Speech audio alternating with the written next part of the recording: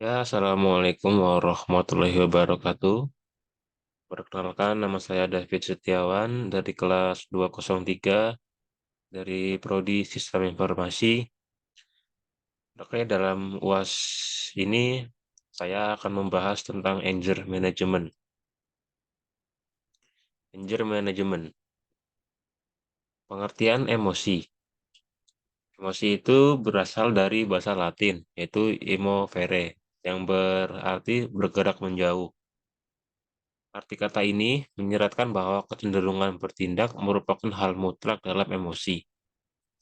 Emosi merujuk pada suatu perasaan dan pikiran yang khas, suatu keadaan biologis dan psikologis, dan serangkaian kecenderungan untuk bertindak. Emosi merupakan reaksi terhadap rangsangan dari luar dan dalam diri individu. Sebagai contoh, emosi gembira mendorong perubahan suasana hati seseorang, sehingga secara fisiologis terlihat tertawa. Emosi sedih mendorong seseorang berperilaku menangis. Pada dasarnya, emosi diperlukan untuk membantu dan memudahkan manusia untuk beradaptasi dengan lingkungan. Bev dan Saini mengatakan bahwa manusia perlu mempelajari bagaimana mengelola atau mengendalikan diri, mengontrol diri untuk mengelola perilaku agar dapat beradaptasi dengan baik. Gom dan Klor mengemukakan ada dua jenis emosi, yaitu emosi positif dan emosi negatif. Emosi positif yaitu emosi yang menimbulkan perasaan positif pada orang yang mengalaminya. Di antaranya ada cinta, sayang, senang, gembira, kagum, dan sebagainya. Emosi negatif yaitu emosi yang menimbulkan perasaan negatif pada orang yang mengalaminya. Di antaranya ada sedih, benci, takut, marah, dan lain sebagainya. Emosi positif adalah emosi yang harus dipupuk dan dikembangkan. Sedangkan emosi negatif hendaknya diminimalkan atau dikendalikan sehingga ekspresinya tidak meledak-ledak. Salah satu jenis emosi adalah marah. Marah itu sendiri adalah salah satu jenis emosi yang muncul akibat adanya pertentangan atau gangguan, sehingga menimbulkan perasaan kesal, kecewa, frustasi, atau sakit hati.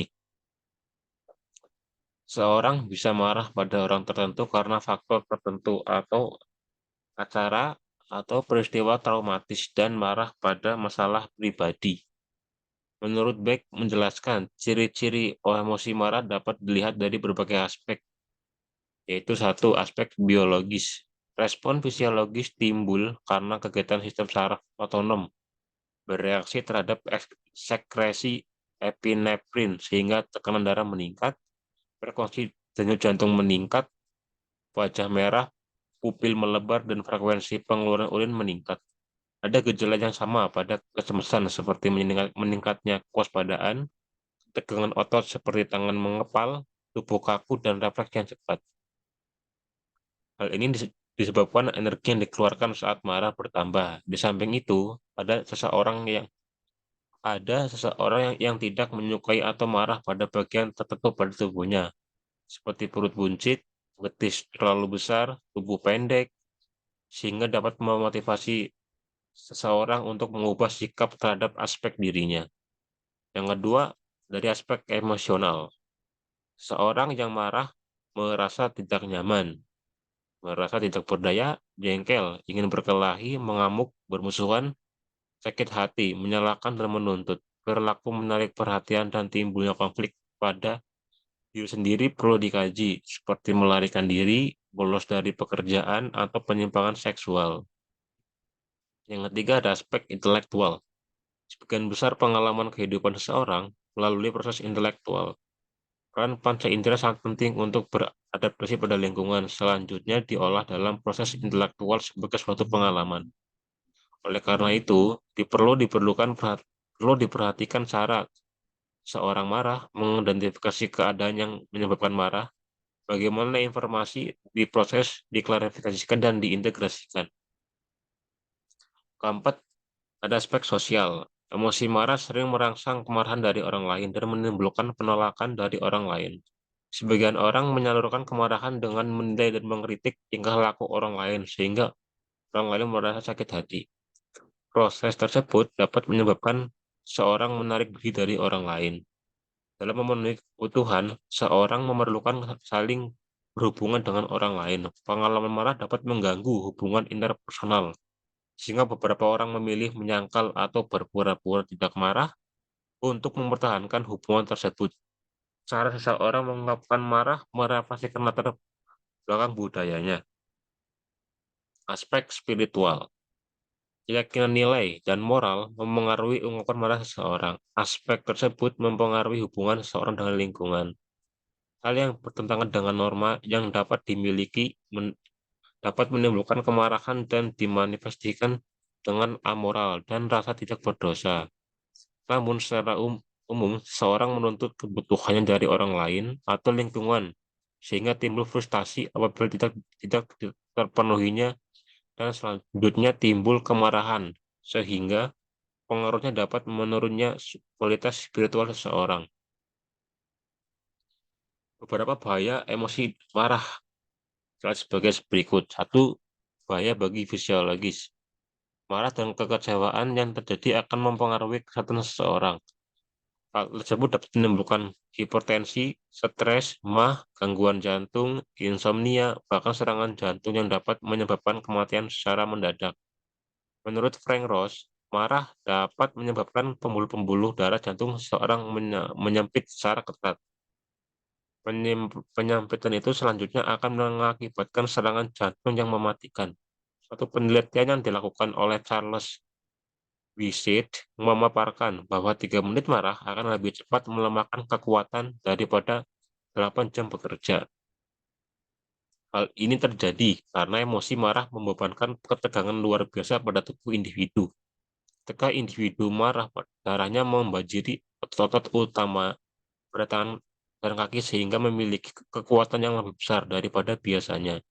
Tetapi sebaliknya, persediaan darah pada otak banyak berkurang sehingga individu dapat lupa diri dan melakukan. Yang kedua, bahaya psikologis. Emosi marah dapat menimbulkan berbagai akibat psikologis yang menyebabkan setelah sadar diri atau tenang kembali, biasanya individu yang marah akan dipenuhi rasa penyesalan terhadap perbuatannya yang tidak patut. Rasa penyesalan ini kadang-kadang dapat demikian mendalam, sehingga menjadi pengutukan terhadap diri sendiri, penghukuman diri, hingga depresi atau rasa bersalah yang menghantui untuk waktu yang lama.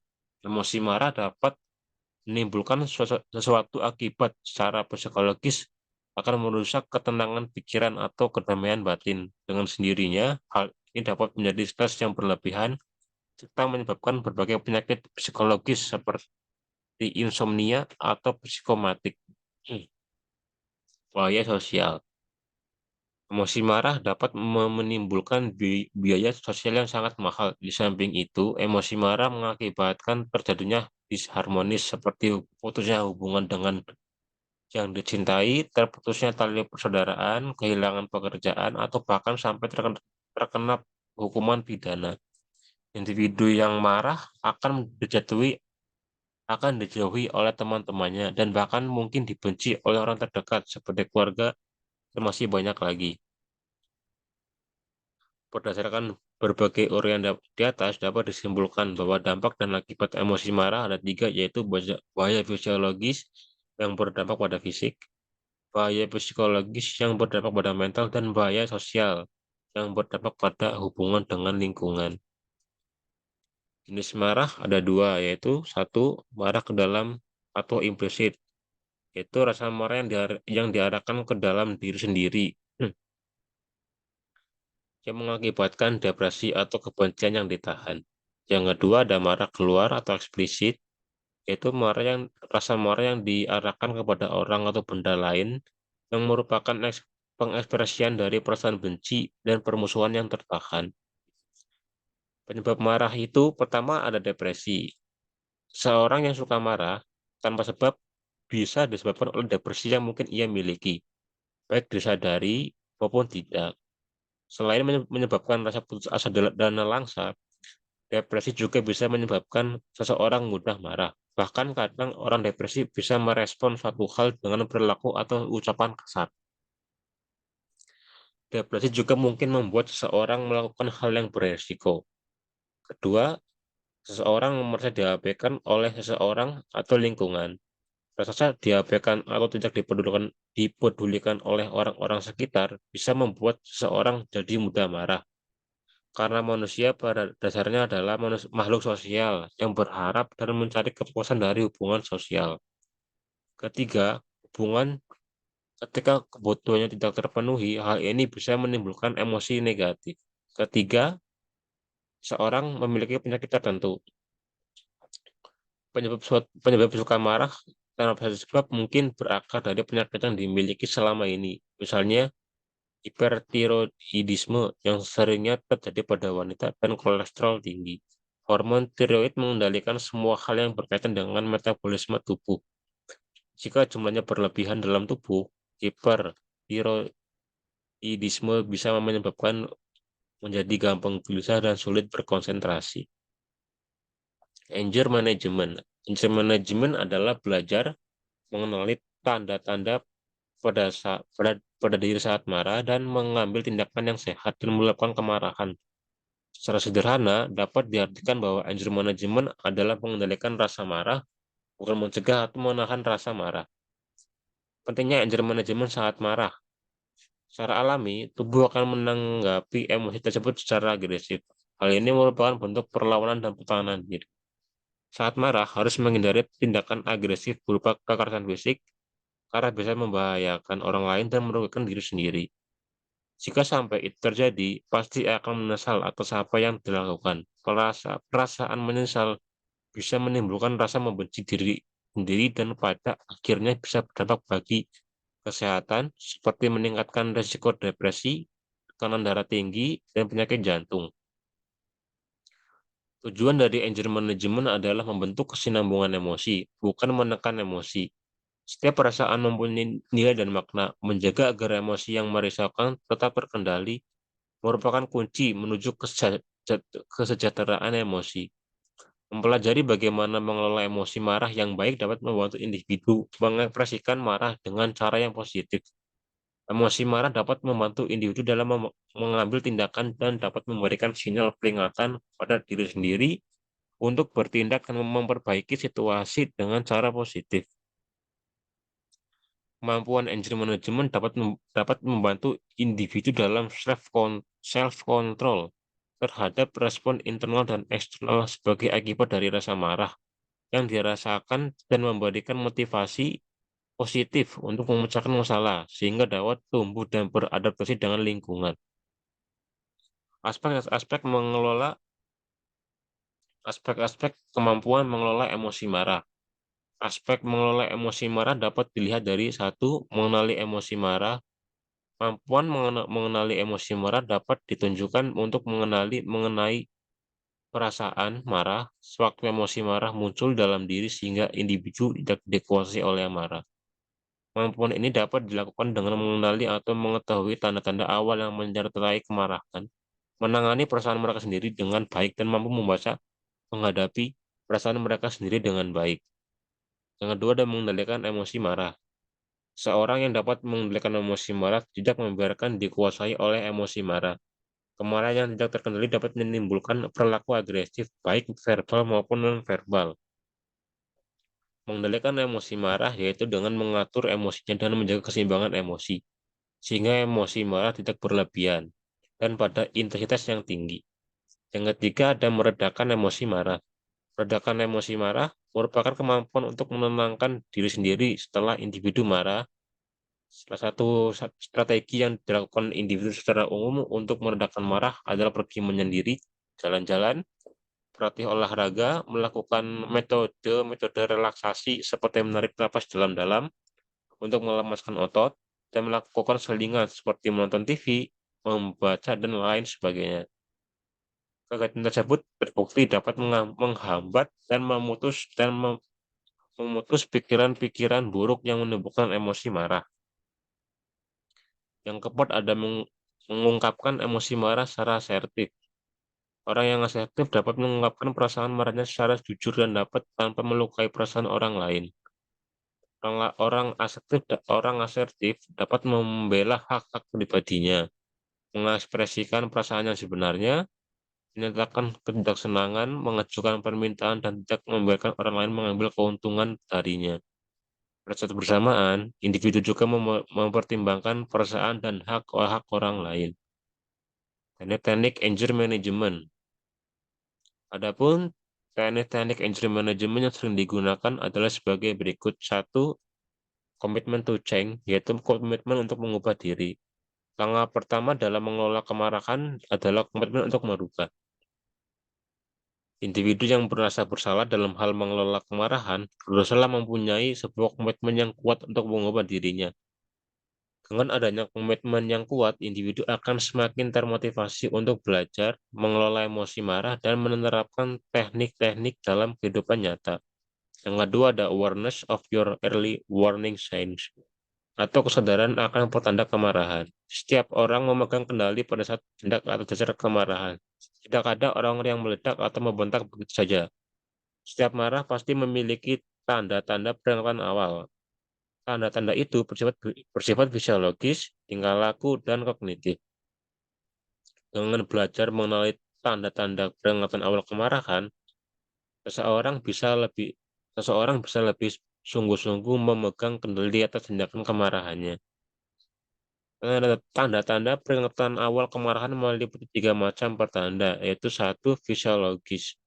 Pertanda fisiologis yang sering muncul antara lain merasa wajah menjadi panas, memerah, aliran darah yang cepat di urat nadi, jantung berdebar-debar, nafas menjadi lebih cepat, pendek atau tidak stabil, badan terasa panas atau dingin, leher terasa nyeri, rahang menjadi kaku atau otot mengeras dan tegang. Yang kedua ada tingkah laku.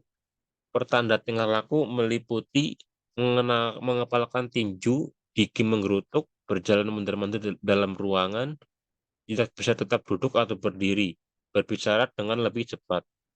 Yang ketiga ada kognitif. Pertanda kognitif mencakup pikiran-pikiran seperti dia melakukan itu kepadaku karena dengki, dia melakukan itu dengan sengaja, aku tidak bisa percaya dia melakukan hal itu, tidak ada orang yang bicara kepadaku seperti itu dan aku akan menunjukkan kepada dia hal ini tidak bisa diterima.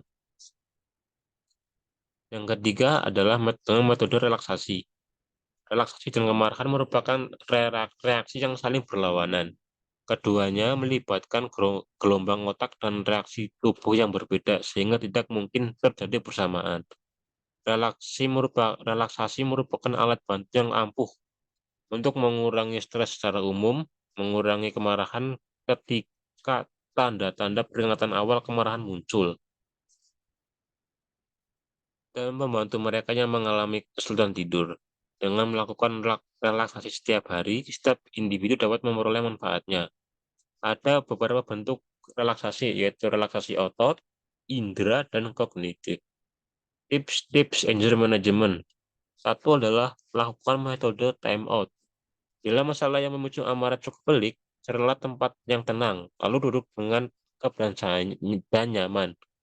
Setelahnya, lakukan teknik pernapasan dalam. Yang kedua adalah lakukan kegiatan lain untuk mengalihkan rasa marah. Jika sumber masalah bukan dari orang lain, maka dapat mengalihkan dengan kegiatan olahraga. Misalnya ada lari, futsal, dan lain-lain. Yang ketiga ada konsultasikan kepada psikolog. Jangan ragu untuk meminta bantuan profesional seperti ahli kejiwaan sehingga dapat mencegah kerusakan yang lebih jauh, baik secara fisik, mental, dan sosial. Jika Anda tidak mengatasi rasa marah yang menyelimuti diri, kondisi tersebut dapat berujung pada kecemasan dan depresi. Yang keempat, mundur sementara dari sumber amarah. Mulai untuk berpikir sebelum merespon.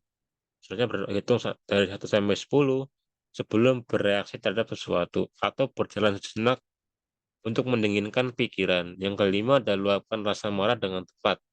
Luapkan dengan kegiatan lain, misalkan seperti menulis perasaan, menggambar, melihat meme lucu, dan sebagainya. Dengan meluapkan amarah yang tepat, dapat membatasi respon yang meledak-meledak. Hal ini akan membantu mengenali apa yang memicu rasa marah dan apa yang tidak Anda suka dari pemicu tersebut. Yang keenam, setelah tenang, komunikasikan dengan kepala dingin. menyampaikan secara jelas apa penyebab marah tanpa menyalahkan pihak lain. Jaga intonasi tetap netral. Juga beberapa manfaat utama dari anger management. Satu, bagi kesehatan mental dan emosional. Bisa mengurangi stres, meningkatkan kesejahteraan emosional, mengurangi risiko depresi. Yang kedua, bagi kesehatan fisik. Bisa menurunkan tekanan darah, mengurangi tegangan otot, dan meningkatkan kualitas tidur. Yang ketiga, hubungan interpersonal. Meningkatkan hubungan, meningkatkan empati dan pemahaman, dan mengurangi konflik. Bagi kehidupan profesional, bisa meningkatkan produktivitas, meningkatkan hubungan kerja, meningkatkan kemampuan mengambil keputusan. Dan terakhir, bagi pengembangan diri atau untuk diri sendiri, bisa meningkatkan kontrol diri, meningkatkan kepercayaan diri, dan pengembangan keterampilan komunikasi. Untuk contoh kasus anger management, saya ambil dari teman saya. Teman saya itu apabila dia marah itu seringkali bi- mungkin mungkin dari pemikiran dia sendiri itu lebih baik saya berdiam diri sejenak dan menjauhi orang-orang di sekitar saya daripada dia saat marah itu berinteraksi dengan orang lain. Takutnya dia itu melampiaskan marah dia tuh ke temannya atau ke teman kerjanya itu. Makanya dia itu lebih baik lebih lebih baik untuk menyendiri atau berdiam diri sampai emosi marah dia reda. Oke, terima kasih. Sekian yang bisa saya sampaikan. Kurang lebihnya saya mohon maaf. Terima kasih. Wassalamualaikum warahmatullahi wabarakatuh.